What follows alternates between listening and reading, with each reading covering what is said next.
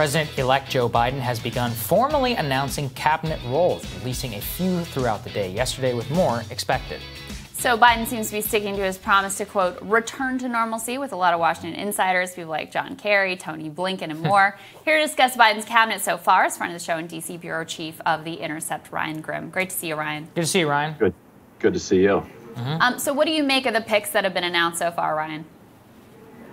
You know, one interesting point is that Biden, one of the biggest knocks on him is that he's terribly indecisive. And that a fear, kind of a quiet, privately expressed fear that a lot of Democrats had was that the Biden presidency would be a catastrophe, not because Biden would necessarily make wrong decisions, but just because he wouldn't make decisions. Like his 40 years in the Senate were characterized by this kind of inability to kind of pull the trigger, and it caused a lot of problems with his staff. It hurt him in Iowa.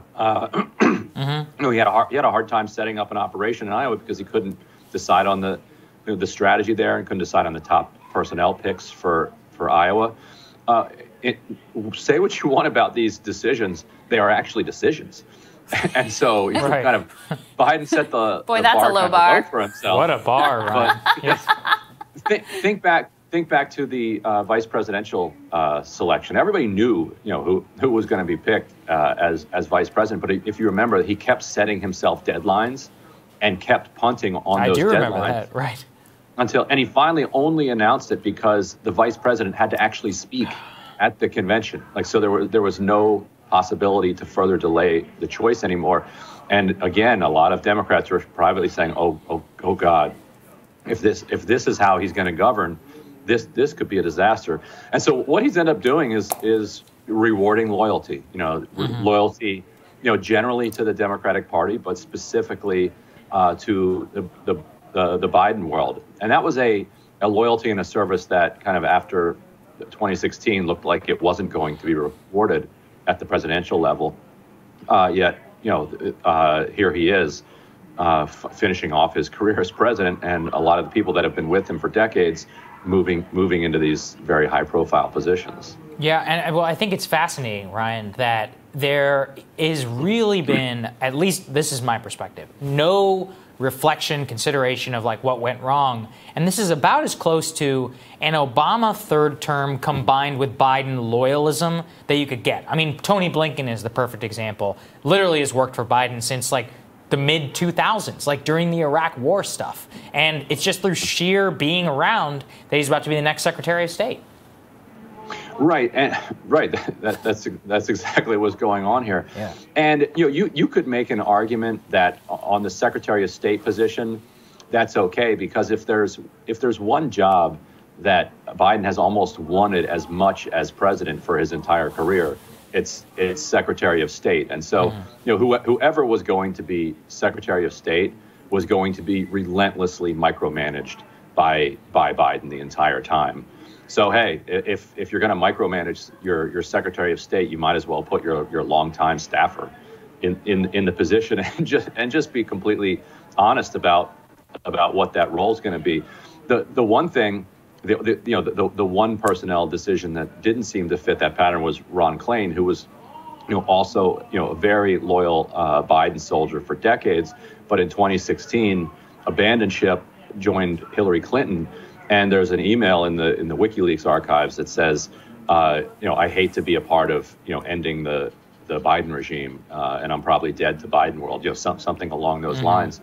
And Biden overlooked that and made him his chief of staff. But otherwise, you're right. It's loyalty to Biden over decades. And the best we can hope for is that the establishment learned between Obama's second term and this third term, because like you said, it's not as if they went back and found new people to bring in. It's the same people. And so the question we do, well, did they recognize the mistakes that they made, and will they do it differently? That's awfully thin reed to hang any optimism on, but that's where we are. Yeah. Ryan, let's talk about the reported pick for Treasury Secretary. That's obviously going to be an incredibly key and influential, powerful role, especially given the conditions that we're facing. Reportedly, that's going to be Janet Yellen, Obama's former Fed Reserve Chair. I had actually forgotten, you never forget anything, so I'm sure you remembered this right off, that Obama's first choice before Janet Yellen had actually been Larry Summers.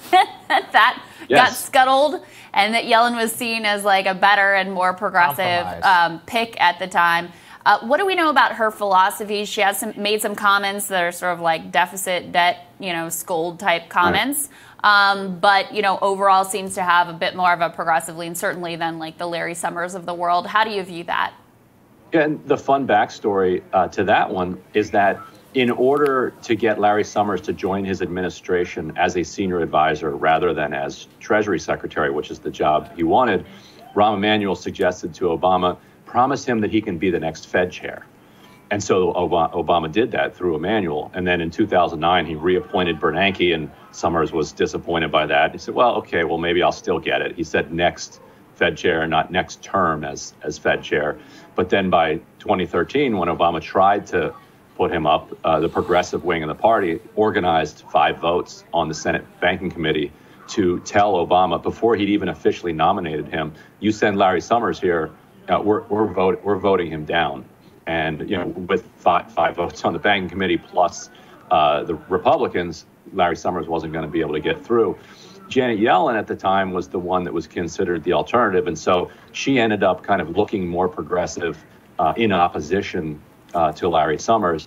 Though she's a pretty standard down the line progressive economist, like you said. She had a run of austerian thinking for a while. Mm-hmm. Fortunately for the country, she has recently walked that back and said that evidence has shown that we don't need to rein things in right now, and that the concerns about inflation and the deficit that she had at the time were not borne out. So if he's the type of person that can actually look at data and change her mind, then we might be in a better situation this time around with her. Yeah, certainly. All right, Ryan, always great to have your expertise and your incredible brain and memory on all of these things. Thank you so much, my friend. Thank you, Enjoy Ryan. Thanksgiving. See you, man. You got it. See you guys. Next up, we're going to hear from a member of a progressive group that argues the president-elect can do a lot for the economy without congressional approval. That's next.